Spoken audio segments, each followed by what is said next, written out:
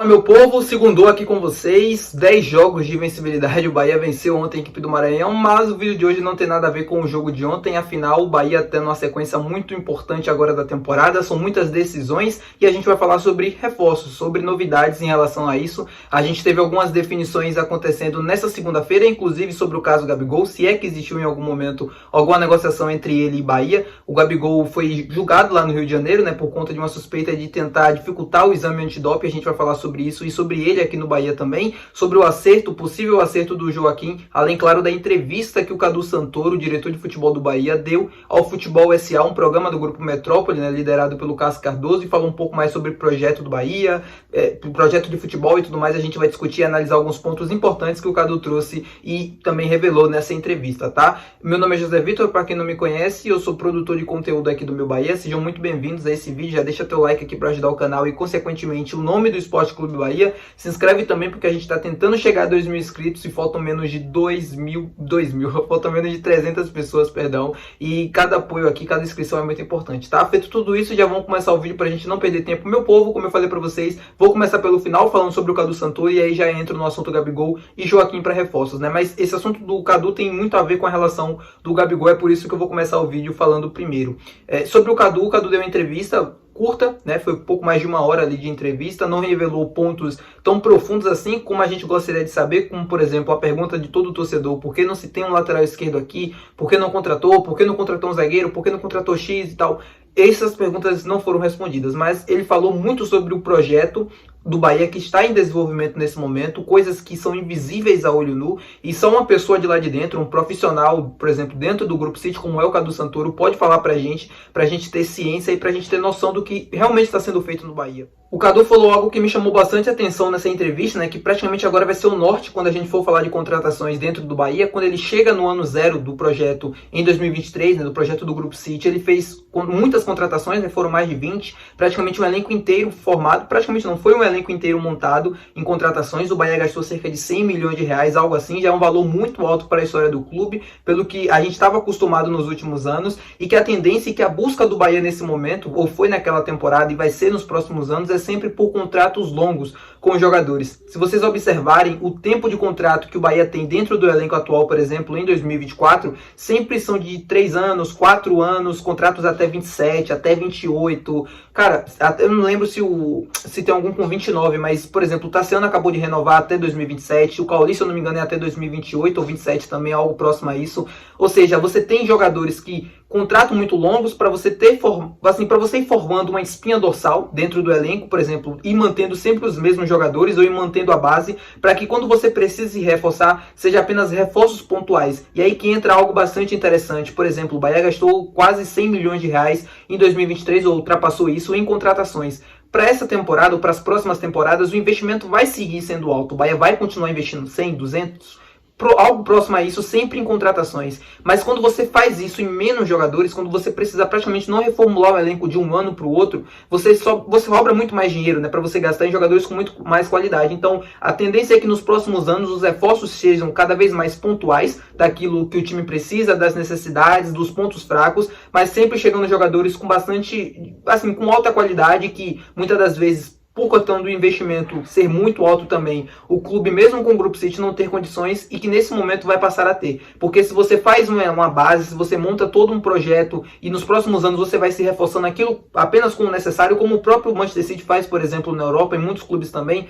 você tem condições de gastar às vezes mais em jogadores que valem mais para você poder reforçar a equipe, como foi no caso agora em 2024. A contratação do Jean Lucas, a contratação do Caio Alexandre, ambos por 24 milhões de reais, por exemplo, e todos os outros jogadores. É algo que me chamou bastante a atenção, porque vai ser o norte em relação às contratações do Bahia nos próximos anos, nas próximas temporadas. A questão da reformulação da base, a questão da venda do Cauli, que não foi só o Palmeiras interessado, e o Bahia hoje teve condições de segurar um jogador como o Cauli. Isso é histórico, gente, para que anos passados, assim, por 2, 3 anos atrás, a gente perdia jogadores praticamente de graça, ou que eles eram um valor muito abaixo do que eles realmente valiam no mercado, porque a gente precisava pagar dívida, e hoje em dia a gente tem condições de formar um elenco qualificado, de manter jogadores qualificados como o Cauli. A questão da base, que praticamente é outra desde que o grupo entrou no Bahia.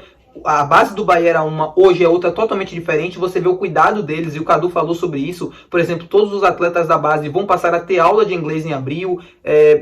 assim, o cuidado na reformulação, na contratação de profissionais capacitados que já foram testados e aprovados em outras equipes do Brasil, como por exemplo muitos profissionais de Xerém, do Fluminense, que para mim tem uma das melhores bases, se não a melhor do Brasil atualmente, que conseguiu dar mais frutos com o trabalho que foi feito lá. É um trabalho a longo prazo, na base não tem jeito, é um trabalho para daqui a 5 anos a gente está revelando grandes jogadores, como era no passado, que consigam chegar à seleção brasileira, que a gente consiga fazer vendas também, para fazer com que o clube seja autossustentável, porque não é somente colocar dinheiro e perder dinheiro, né? Você não conseguir, com as vendas, com os lucros, você ter esse retorno. Não é só questão do investidor, ganhar dinheiro em cima do Bahia, não é nada sobre isso. É sobre o clube ser autossustentável para conseguir também fazer investimentos em contratações ou em outras áreas do clube ainda maior. Então, me orgulha muito o caminho que o Bahia está trilhando nesse momento. De fato, o Cadu teve seus erros em 2023, ele próprio reconheceu, também tem seus erros agora em 2024, mas me parece ser um profissional bastante capacitado para a área que ele está atuando atualmente, tem condições de levar o Bahia ao patamar que a gente deseja, na minha visão. Ele tem um norte, ele sabe como... Assim, o Bahia sabe onde quer chegar, sabe como fazer e sabe o caminho que está trilhando. Diferente de outras SAFs do Brasil, como por exemplo o Botafogo, que demite treinador a cada resultado ruim, a cada momento de instabilidade, não sabe muito bem para onde está indo. O próprio Vasco também, é só dinheiro, e você não consegue ter o norte, ou você pelo menos não tem uma clareza daquilo que você está fazendo. Então, me orgulha e me deixa assim mais tranquilo em saber que o Bahia está em boas mãos, com o Grupo City, com os profissionais capacitados que tem lá. Além de todas as outras série de benefícios que ele também falou. Se vocês não assistiram a entrevista, vale a pena demais assistir lá no canal do Futebol SA, se não me engano, no Grupo Metrópole, né, com o Cássio Cardoso e outros convidados também, outros apresentadores, né? Programa muito bom mesmo. Se vocês puderem assistir, dá uma conferida lá, que foi interessante. Esse papo do Cadu, que foi o primeiro para um veículo de imprensa aqui na Bahia de forma livre, né? Sem ser por alguma coisa do clube, né? Sem ser por algum canal ou Instagram do Bahia. Bom, vamos falar agora sobre o assunto Gabigol. Como eu falei para vocês, já iria falar sobre isso aqui no vídeo, mas o Baraúna também trouxe uma informação durante o programa Jogo Aberto de que o Bahia pretende fazer de 3 a 4 contratações nessa janela de abril, que vai abrir agora para jogadores que disputaram o estadual, e aí o Bahia pode se reforçar nessa janela. O Gabigol, segundo o próprio Baraúna, seria um dos nomes nessa lista aí, mas a informação que eu tenho para vocês, e já falei aqui por 2 vezes no canal, é de que não existe nada entre Gabigol e Bahia nesse momento, até porque, como eu já falei diversas vezes aqui no canal, a questão do contrato dele se encerrando no final do ano, dele já poder assinar um pré-contrato, do valor que o jogador vale no mercado e que o Flamengo exigiria ao Bahia, também não seria algo próximo daquilo que o Bahia pretende fazer ou daquilo que o Bahia entende que ele vale nesse momento. Então, uma série de empecilhos afastavam Gabigol e Bahia, e que nunca existiu nada, na verdade, na minha visão e das minhas fontes também. O Bahia nunca chegou a procurar o Gabigol para esse momento em 2024. Não descartaria em 2025, mas nesse momento em 2024 era mais uma ilusão do que algo realmente concreto. E para enterrar de vez essa história, no momento que eu estou gravando esse vídeo, poucos minutos atrás, o Gabigol foi suspenso por 2 anos por tentar fraudar o exame antidoping, né, que foi feito lá no ano passado. Então, para encerrar de vez esse assunto, essa história, o Gabigol, que vocês já que são inscritos aqui no canal há mais tempo, já sabem muito bem que ele não viria, com essa suspensão agora de 2 anos, é praticamente para enterrar essa história, né? Cabe recurso, muito provavelmente a defesa vai entrar com algum recurso para tentar rever essa punição, mas dificilmente isso vai fazer com que o Bahia continue atrás dele, ou vai fazer, né, com tempo hábil para que o Bahia busque a contratação dele agora em abril. Então, para encerrar de vez essa história, como vocês já sabiam, o Gabigol não vem para o Bahia, já foi suspenso por 2 anos, cabe recurso, mas mesmo assim praticamente tira ou elimina as chances que poderiam ter, mesmo que bastante baixas, dele vir para o Bahia nesse momento. Sobre o Joaquim, o próprio Baraúna falou que ele estaria acertado com o Bahia por empréstimo. Eu trouxe a informação aqui no canal de que o Bahia sim estava tentando buscar ele por empréstimo, porque o primeiro descartou os 32 milhões de reais que o Santos pediu e depois tentou um empréstimo com opção de compra no final do período por 5 milhões de euros, algo próximo a 26 milhões de reais. Segundo o próprio Baraúna, eu não tenho nenhuma informação ainda, vou buscar aqui, vou caçar para vocês, mas de que o Joaquim estaria acertado por empréstimo com um valor fixado em 5 milhões de euros. Se for realmente verdade, não acho nada demais.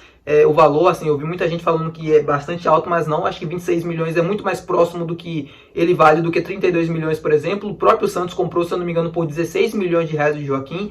Se desenvolveu muito bem por lá, mesmo o Santos em crise, mesmo o Santos em baixa, sempre foi um jogador importante para a equipe, e aqui no Bahia não tenho dúvidas que seria importante para esse momento da temporada. Sobre reforços, aqui é mais uma especulação minha do que propriamente uma informação. A informação que eu tenho é que o Bahia buscaria um zagueiro, um lateral esquerdo e um atacante de beirada, se possível. O Grupo City fez oferta pelo Luciano Rodrigues, né, um jogador uruguaio. Acho dificilmente que, se ele for contratado pelo Grupo City, ele vem para o Bahia, até por uma questão de lógica, pelo valor que está investido e por tudo mais. Não acho que propriamente ele vinha para o Bahia, mas poderia ser por empréstimo, até por ser do mesmo continente, né? Por ser um jogador sul-americano, antes que fosse para o futebol europeu, por Girona, por exemplo. Eu não vejo 3 posições mais urgentes nesse momento que a zaga, a lateral esquerda e um atacante de beirada. Se a gente olha o gol, por exemplo, a gente tem 3 ótimos goleiros na minha visão, que dão para sustentar o Campeonato Brasileiro tranquilamente, se algum deles se lesionar. O Adriel, eu entendo a desconfiança, também não é o meu goleiro, assim, não tenho total confiança como eu tenho, por exemplo, no Marcos Felipe ou até mesmo no Danilo Fernandes, mas é um jogador jovem que pode se desenvolver e que pode evoluir também. A lateral direita, a gente tem um jogador de seleção colombiana, o Santiago Arias. O Gilberto sempre alterna entre bons e maus jogos, mas tá longe de ser um lateral completamente ruim, como a gente já teve alguns no passado, por exemplo. A zaga sim precisa de reforços, mas é importante pontuar que o Canu vem melhorando. O último jogo dele contra o Maranhão, para mim, ele foi bem. Os últimos também ele não vem assim atrapalhando. Ele não vem fazendo grandes atuações de encher os olhos, de passar total confiança, mas pelo menos está sendo bem melhor do que foi anteriormente em um passado não muito recente, ou em um passado não muito distante, perdão. A lateral esquerda certamente deve ser uma das buscas do Bahia no mercado para essa janela de abril. O que dificulta um pouco é porque o Bahia sempre tinha monitorado jogadores para essa posição que estavam no futebol europeu, né? O Bahia chegou a monitorar, por exemplo, o Paulinho, que está na Dinamarca, que já teve aqui, inclusive, se eu não me engano, em 2018, em 2019, e poderia ser uma das opções tranquilamente se o Iago não chegasse, mas enfim, o Bahia optou pelo Iago, não conseguiu trazer ele de imediato, e o Paulinho não pode vir para o Bahia, o Bahia não pode buscar a contratação dele porque atua no futebol europeu. Ele só poderia ser uma opção para reforço no meio do ano e não é o que o Bahia quer nesse momento. Então, isso dificultou bastante, além do mercado estar bastante inflacionado, mas certamente o Bahia deve buscar alguma solução dentro do futebol brasileiro para, caso também haja uma necessidade ainda maior, se algum jogador que esteja fazendo aquela função se lesionar ou algo do tipo, faça o Bahia ir buscar rapidamente ou mais ativamente um jogador para aquela posição. O meio de campo, acho que está tranquilo, acho que não tem mais nenhum jogador para chegar. O próprio Ceni vem reclamando muito na coletiva sobre a necessidade de mais jogadores, até porque ele reclama que o elenco está curto, né? Então, às vezes, por exemplo, o próprio jogo contra o Botafogo, como é que você poupa muitos titulares ou praticamente o elenco inteiro quando você tem um elenco bastante curto? Então, ou é utilizar o sub-20 ou é mandar os reservas, mandar alguns titulares também para o banco, até para fazer parte ali da viagem, mas ele não quer perder 1-2 dias de treino, enfim. É complicado realmente você lidar com isso, mas como eu falei para vocês, devem chegar sim reforços para abril, porque o clube busca, o clube quer e entende que precisa ter também o Rogério Ceni. Tá, meu povo? Espero que vocês tenham gostado do vídeo. Um pouco menos de informação, um pouco mais de opinião também, além também de análise, mas é porque essa segunda-feira foi bastante puxada. Eu tentei pegar algumas informações, né? Eu tentei de fato apurar, mas não consegui muito a informação do Joaquim, por exemplo, mas assim que tiver mais informações eu trago aqui para vocês também, tá? Comenta aqui embaixo quais áreas que você acha que precisa pro Bahia ou quais jogadores vocês querem ver no Bahia para essa janela de abril. E é isso, até o próximo vídeo, até amanhã, terça-feira, que provavelmente vai sair também nesse mesmo horário que saiu esse vídeo aqui, tá? Um forte abraço, muito obrigado por assistir até aqui e até a próxima.